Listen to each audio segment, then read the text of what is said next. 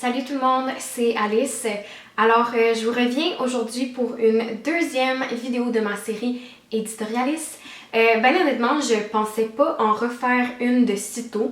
Mon plan c'était de plutôt espacer ces vidéos-là avec des vidéos avec un contenu un petit peu plus léger, juste pour pas que ma chaîne ça devienne juste ça.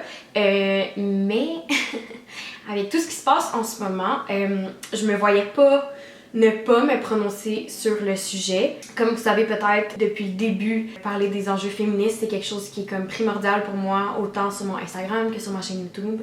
Donc c'est ça, je me voyais pas faire une vidéo là-dessus, même si, ben franchement, j'ai pas le goût de faire cette vidéo-là.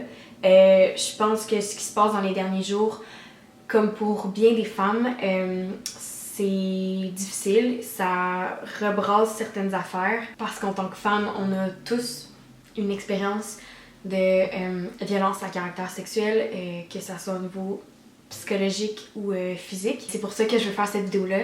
C'est pour parler de ça. Donc, un peu comme la dernière fois, je parlerai pas vraiment de ce que je fais en me maquillant, mais sachez que ce maquillage va être un peu plus intense que la dernière fois parce que ce soir, je m'en vais à la première du film Target Number One avec mon bon ami Antoine-Olivier Pilon qui joue dedans. Donc j'en profite pour passer le message. Je vous invite à aller le voir. Sachez que c'est le premier film québécois qui est en salle de cinéma depuis le confinement.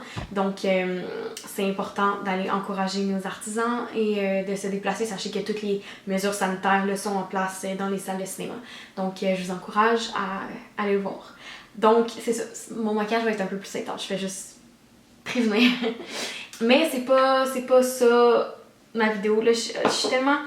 J'ai comme noté mes idées, mais écoutez, mon état d'esprit est un peu all over the place depuis quelques jours parce que ça arrête pas les dénonciations, puis c'est comme beaucoup, tu sais, à comprendre, à take in. Donc je vais essayer d'être claire dans mes propos, mais ça se peut que ça soit un petit peu all over the place. Puis en plus je sais même pas ce que je fais avec mon maquillage, fait que ça aide pas. Tout d'abord, je vais parler du fait que le mouvement qu'on voit présentement dans les derniers jours de dénonciation d'abus de pouvoir et de violence à caractère sexuel, c'est pas le premier mouvement à propos de ça, tu sais. Dans les dernières années, il y avait eu agression non dénoncée sur Twitter, il y avait eu Yes All Women sur Twitter, puis évidemment dans les dernières années, il y a eu MeToo. Puis là, il y a ça qui se passe. Puis c'est vraiment frustrant parce que à chaque fois qu'il y a un mouvement comme ça, tu sais, quand il y a eu MeToo, je pense qu'on avait tout un peu l'espoir que bon, les hommes avaient enfin compris le message, que c'était comme une espèce de bataille de gagner. Puis on dirait que là, on se rend compte que, écoute, pas vraiment. Qu'est-ce qui a changé depuis MeToo? Je sais pas. Honnêtement, je pose la question parce que je sais pas. Je sais pas si les choses ont réellement changé. J'y ai cru pendant un petit bout de temps, puis maintenant on dirait que je me rends compte que j'ai peut-être été naïve de croire que les choses avaient changé. Puis je pense que c'est aussi... Tu sais, oui, c'est en raison des comportements des hommes qui ont pas changé, mais je pense que c'est aussi parce que ça peut prendre du temps aux victimes pour enfin avoir le courage de dénoncer leur agresseur et de témoigner publiquement. Donc ça, je pense que pour ça, c'est correct. Puis tant qu'il va y avoir des victimes qui vont sentir le besoin de dénoncer, ben ça va être correct qu'il va y avoir des mouvements comme ça. Je dis pas que ce mouvement-là est pas nécessaire. Au contraire, c'est tout le point de ma vidéo, là, c'est que justement c'est nécessaire et que c'est une bonne chose. Je veux aussi dire que dans ma vidéo, je vais beaucoup généraliser puis parler, tu sais, des hommes. Mais évidemment, je le sais, on l'a vu dans les derniers jours, les femmes peuvent être aussi des agresseurs. Puis si vous avez été agressé par une femme ou si vous êtes un homme qui a été agressé, qui a été victime de n'importe quel abus, sachez que vous êtes valide et que ça arrive. Je vais juste en ce moment généraliser avec les hommes vu que statistiquement c'est plus les hommes qui agressent des femmes, mais je sais que ça arrive dans n'importe quelle relation, femme avec femme, homme avec homme, peu importe. Donc, je veux juste mettre ça au clair. Donc, pour revenir à ce que je disais, le fait que c'est pas le premier mouvement de la sorte qu'on a vu dans les dernières années sur les réseaux sociaux et dans l'espace public en général, il faut donc se poser la question de pourquoi ça ne fonctionne pas, ces mouvements-là. Pourquoi, après toutes les dénonciations qu'il y a eu durant MeToo, on avait l'impression qu'on avait vraiment là, sorti la poubelle un peu, là, qu'on avait balancé les ports de l'espace public. Mais tu sais, c'est drôle parce que ça me rappelle que quand il y a tout eu MeToo, je voyais énormément de personnes poster sur Facebook ou sur Instagram en disant « Il y a tellement de noms qui sont pas sortis que j'attends qu'ils sortent puis que je me demande quand ils vont sortir, tu sais. » Donc, je pense que c'est ça qu'on voit en ce moment. Il y a des gens que ça fait longtemps, qu'il y a plusieurs personnes qui sont au courant que leurs comportements sont problématiques, mais qui se sont pas fait dénoncer pour quelconque raison. Et puis, je pense que c'est une des raisons de pourquoi ça se passe en ce moment. Je tiens aussi à dire que c'est pas parce que il y a un homme ou une femme qui a pas été dénoncé que cette personne-là est complètement innocente. Si tu as vécu une agression ou une forme de violence quelconque, et que tu ne dénonces pas, ton expérience est autant valide, puis on te croit quand même. Si c'est quelque chose qui te fait du bien, c'est certain que je t'encourage à dénoncer, mais si t'es pas rendu là dans ton cheminement, si toi c'est pas ce chemin-là que tu veux prendre, c'est correct aussi, puis ton expérience est autant valide que l'expérience des personnes qui dénoncent. Donc le point que je voulais amener en disant que de toute évidence ces mouvements-là ne fonctionnent pas, c'est pas pour dire que c'est inutile, au contraire, je pense que ce mouvement-là peut être tellement bénéfique pour les victimes, pour les survivantes. Puis évidemment, j'espère, comme j'espérais avec MeToo, que ce mouvement-là éveille aussi des consciences avec les hommes, tu sais, à propos de leurs propres actions, à propos de l'action de leurs amis, de leurs collègues. Mais je pense que c'est parce que le problème est plus large que ces mouvements-là ne fonctionnent pas. C'est parce que les violences à caractère sexuel, ça s'inscrit dans une pyramide de violence en général envers les femmes qui est plus grande que ça et de sexisme en général.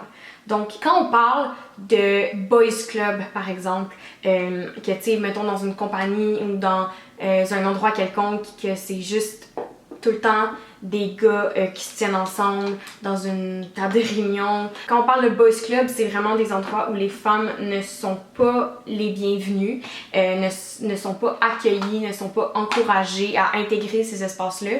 Et ça, à la base, c'est problématique et ça peut mener à ce que certains comportements d'hommes soient tolérés puisque c'est juste des hommes qui sont présents et qui vont pas s'en rendre compte ou qui vont se baquer les uns les autres. Donc c'est pour ça que c'est important de toujours avoir des présences féminines, tu sais, dans n'importe quel lieu de travail ou dans n'importe quel cercle social. C'est pour ça que les boys clubs sont autant toxiques. Et aussi, c'est certain que ça part de l'éducation, tu sais. J'ose espérer que depuis les dernières années, on parle un peu plus de ça, tu sais, dans les écoles primaires et les écoles secondaires, mais je veux dire, moi, j'ai jamais entendu parler de consentement là, quand j'étais au secondaire, là, ni au primaire. Ça me fait penser à ce que Emma Verdé, elle a écrit, je pense sur Twitter, elle a dit, tu sais, si les enseignants et les surveillants à mon secondaire avaient passé autant de temps à faire des reproches aux gars à propos de leur harcèlement puis de leur apprendre sur le consentement, à la place de passer tout ce temps-là à me courir après quand je mettais des bretelles spaghetti à l'école, peut-être qu'on n'en serait pas là, tu sais. Puis je suis tellement d'accord avec elle sur le fait que comme les priorités sont tellement pas aux bonnes places, on est tellement dans le victim blaming, dans le slut shaming. On est tellement en train d'essayer à apprendre aux filles à se protéger elles-mêmes plutôt qu'à apprendre aux gars comment être un decent human being, tu sais. Ça, c'est certain qu'il y a une grande part dans l'éducation. Puis je pense que la plus grande part de responsabilité, c'est ça, comme je disais, c'est les boys clubs, c'est les gangs de gars qui se call-out pas entre eux, qui remarquent pas les comportements toxiques de leurs amis et qui les reproduisent et qui ont tendance évidemment à slut-shamer les filles et à ne pas croire les victimes quand elles se prononcent. Je pense que beaucoup de personnes ont tendance à vouloir protéger quelqu'un qui se fait dénoncer dès que ça arrive, en ayant tellement peur, tu sais, que ça soit une fausse accusation, en ayant tellement peur aux conséquences que ces accusations-là peuvent avoir sur la vie de quelqu'un. Mais tu sais, c'est comme, je comprends pas comment ton premier réflexe, quand quelqu'un dans ton entourage se fait accuser, c'est pas de faire comme ok, aïe, genre, faut vraiment comme avoir une discussion avec cette personne-là, puis faut vraiment remettre en question ses actions, plutôt que remettre en question la parole de la victime. Je comprends pas comment c'est ton premier réflexe. Puis, tu sais, pour tous ceux qui disent qu'il y a des filles qui mentent ou whatever, sachez que, si vous le savez pas déjà, statistiquement, pour toutes les accusations d'agression sexuelle ou de violence à caractère sexuel, il y a seulement de 2 à 3% de ces plaintes-là, ça c'est des plaintes qui sont reportées à la police, qui sont des fausses plaintes. C'est moins que n'importe quel autre crime. Donc, mettons là, pour les vols à domicile, il y a un plus grand taux de fausses plaintes que pour les agressions sexuelles. Mais si quelqu'un dans ton entourage te dit « Oh my god, je me suis fait voler chez moi », est-ce que ton réflexe premier c'est de dire « Ben là, peut-être que cette personne-là ment, là, elle veut peut-être juste de l'argent pour les assurances, puis c'est peut-être vraiment pas vrai. » Ben non! Tu vas dire comme « Oh my god, qu'est-ce qui s'est passé? Raconte-moi, comment ça? » Alors que statistiquement, cette personne-là a plus de chances de mentir que quelqu'un qui dénonce son agression sexuelle, alors que tu vas tellement être quick à questionner la personne qui dénonce son agression sexuelle. It doesn't make sense. Pourquoi?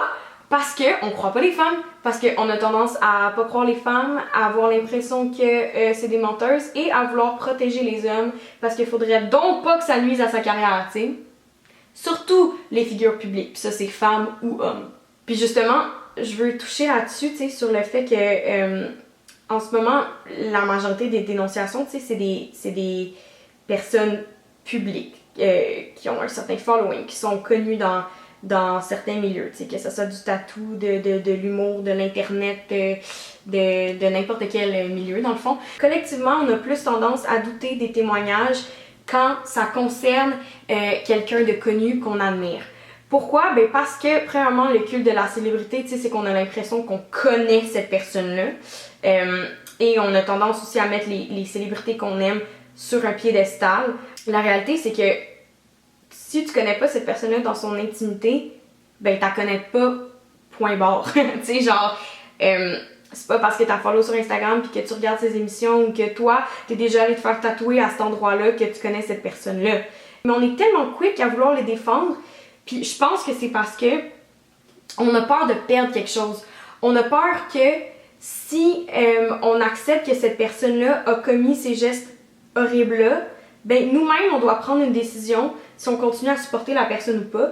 Puis si c'est quelqu'un qu'on aime et qu'on décide de plus la supporter, on a l'impression qu'on perd quelque chose. On a l'impression qu'on perd un artiste qu'on aime. Puis ça nous tente vraiment pas. Alors que, dans le fond, tu sais, ok, toi, tu perds peut-être un artiste que t'aimes, mais les victimes ont perdu tellement plus que ça, tu sais. It's not about you. Je pense que c'est vraiment difficile pour nous d'admettre que quelqu'un qu'on pensait connaître, peut-être qu'on connaît pas cette personne-là, tu sais. J'avais vu un post aussi sur Instagram qui disait à quel point, tu sais, ça n'a pas d'allure de dire, de défendre quelqu'un qui est accusé en disant « Ouais, mais cette personne-là m'a rien fait. » Si quelqu'un est accusé de meurtre, là, est-ce que tu vas dire « Ouais, mais cette personne-là m'a jamais tué. » Non. Sache que un agresseur va pas agresser toutes les personnes qu'il rencontre dans sa vie. Sinon, ça serait vraiment un psychopathe, tu sais. C'est quelqu'un qui va comme choisir ses victimes, puis c'est pas parce que toi, t'as jamais eu cette relation-là toxique avec la personne que tu dois après invalider la parole des victimes, tu sais. Ça fait complètement aucun sens. Pourquoi toi, ton expérience avec la personne, si elle a été positive, vaudrait plus que l'expérience d'une personne qui a été hyper négative et traumatisante avec l'accusé en question, tu sais. Puis je sais qu'il y a aussi bien des gens qui sont pas d'accord avec le fait, puis ça c'était la même affaire pendant MeToo, tu sais, avec le fait que, bon, les gens accusent sur les plateformes de réseaux sociaux, puis que maintenant, là, la justice, là, ça se passe juste sur Internet, puis que, innocent jusqu'à preuve du contraire. Ouais, ben, peut-être que si le système de justice fonctionnait pour les victimes d'agressions sexuelles, on n'en serait pas là. Peut-être que les gens irait porter plainte à la police puis ferait confiance au système de justice. Mais le système de justice ne fonctionne pas. Ce système-là a prouvé time and time again qu'il est pas fait pour recevoir les témoignages, que c'est un système qui est hyper traumatisant pour les victimes, puis que quand c'est des processus d'agression sexuelle, de viol, c'est des lois qui ont été écrites il y a tellement longtemps qui n'ont pas été vraiment réformées. Puis même si les gens pourraient avoir le moyen d'aller en cours, d'aller à la police, de porter plainte de façon plus officielle, si on a des preuves, mettons des photos ou des écrits ou peu importe, ça leur tente peut-être pas, puis ils ont le droit, genre. C'est pas à toi de dire comment la personne doit décider de gérer, comment elle réagit à son agression, puis la manière dont elle veut mettre au courant les gens. Tu sais, je pense qu'il y a bien du monde en ce moment qui font ça en solidarité envers les femmes en disant « Hey, moi ça m'est arrivé avec telle personne, je te le dis pour que si t'es une femme dans l'entourage de cette personne-là, que tu te fasses pas avoir, que tu fasses attention. » Puis ça, je trouve ça merveilleux, tu sais, puis c'est une des choses que j'aime à propos des femmes, c'est à quel point est-ce qu'on a notre bac, tu sais, qu'on fait attention aux femmes autour de nous, puis qu'on veut jamais que ce qui nous est arrivé arrive à d'autres femmes. Ça, je trouve ça vraiment cool. Fait que les gens qui essaient d'invalider, tu sais, ces témoignages-là, juste à cause de la forme que ça prend et non le contenu, tu sais, ça m'enrage, genre. Pourquoi tu te focuses? Pourquoi t'es plus outré par le fait que la personne ait fait ça sur les réseaux sociaux à la place que ça soit dans une cour de justice que de ce qui s'est passé, de ce que cette personne-là raconte dans son témoignage? Je pense qu'une des raisons aussi pour laquelle les gens veulent pas croire les victimes, c'est parce que à ce moment-là, ça t'amène à réfléchir sur tes propres expériences. Donc, si t'es un gars, d'entendre ces témoignages-là de moments où le consentement n'a pas été respecté, ça t'amène à toi réaliser que peut-être aussi dans ta vie, genre, t'as déjà comme dépassé la limite, puis t'as déjà commis une agression, commis un geste déplacé, puis tu veux pas accepter ça, tu veux pas le voir, parce que, ben non, toi t'es un bon gars, tu sais. Donc, je pense que c'est pour ça que certains hommes invalident aussi le témoignage, parce que sinon, ça t'amène à te poser trop de questions, puis à une remise en question que je pense que c'est pas tout le monde qui est capable de faire. Puis au niveau des femmes qui croient pas les autres femmes, tu sais, je pense que c'est parce que aussi, nous-mêmes, ça nous amène à faire une introspection de toutes les expériences qu'on a vécues, où est-ce qu'on n'a pas été confortable, mais qu'on n'a jamais voulu accepter que c'était un viol parce qu'on n'était pas consentante, ou on a l'impression que c'était notre faute, ou on a l'impression que notre agresseur c'était un ex-conjoint, tu sais, un ex-chum, ou peu importe. Fait que c'est comme difficile d'admettre ces affaires-là, mais fait que je pense que ça c'est une des raisons, puis ça fait partie du processus, tu sais. C'est drôle parce que je pensais à ça, tu sais, je disais ça quand il y avait eu MeToo.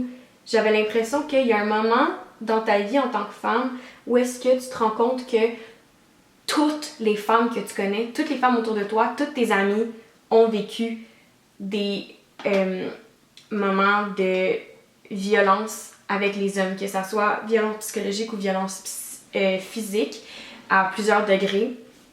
Puis je pense que quand tu commences à comprendre ça, ça t'amène aussi à toi te questionner. Puis plusieurs femmes se rendent compte qu'elles-mêmes ont vécu des choses qu'ils n'avaient jamais réalisées, l'ampleur puis l'impact que ça avait sur leur vie, tu sais. Il n'y a pas de statistiques qui backent ça, mais je veux dire, demandez à n'importe quelle femme dans votre entourage. Toutes les femmes ont une histoire, peu importe à quel degré, que ce soit des moments où se sentis super inconfortables, qui ont eu peur pour leur sécurité, ou que ça soit complètement, tu sais, l'extrême, qui est un viol. Toutes les femmes ont une histoire, puis c'est vraiment malheureux, mais s'ils n'en ont pas une, c'est soit parce qu'elles ne s'en sont pas rendues compte, qu'elles sont pas prêtes à en parler, ou parce que ça leur est pas encore arrivé.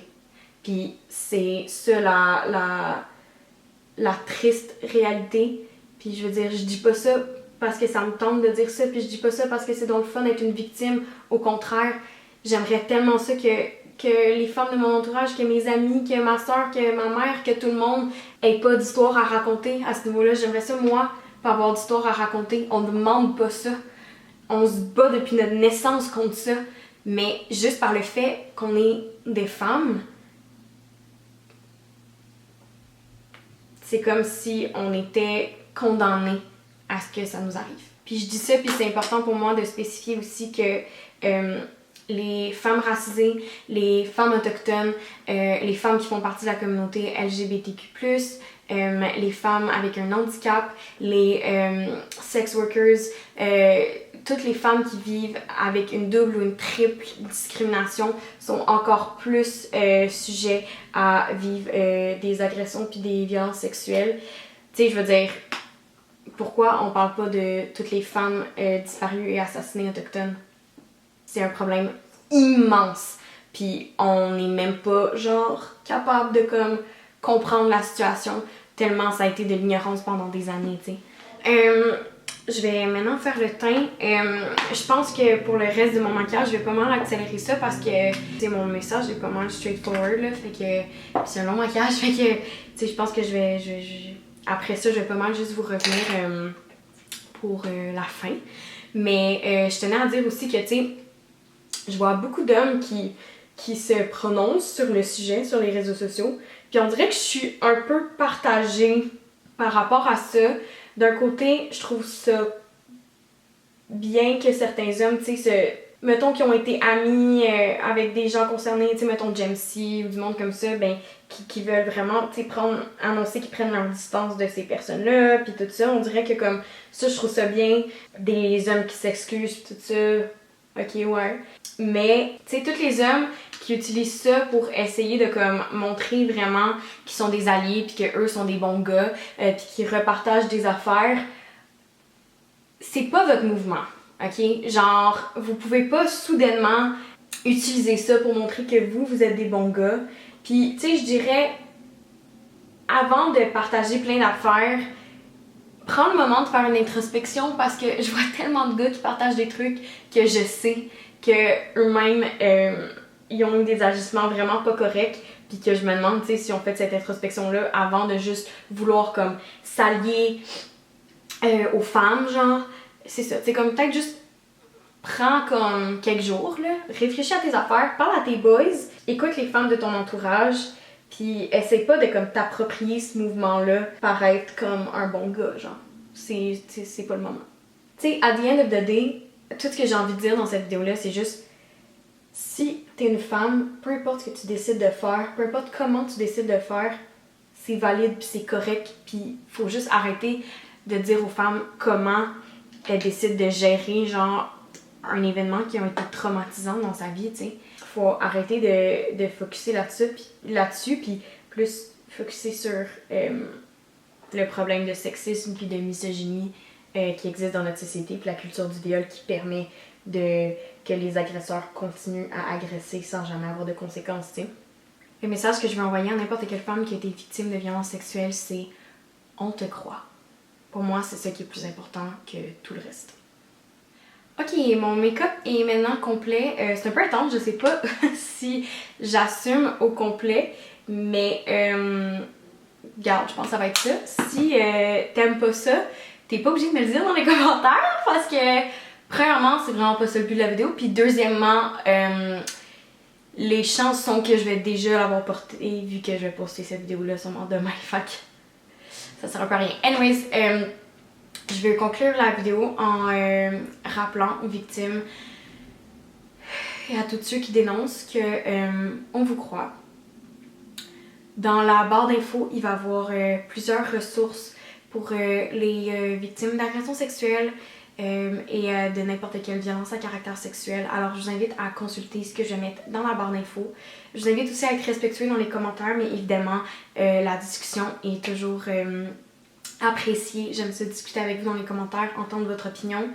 Puis voilà, je vais conclure en disant que c'est malheureux, mais après un petit bout de temps, on dirait que t'acceptes que c'est ça, être une femme. Puis si tu l'oublies, ben il y a toujours un homme qui va être prêt à te le rappeler. Merci d'avoir écouté la vidéo. À bientôt.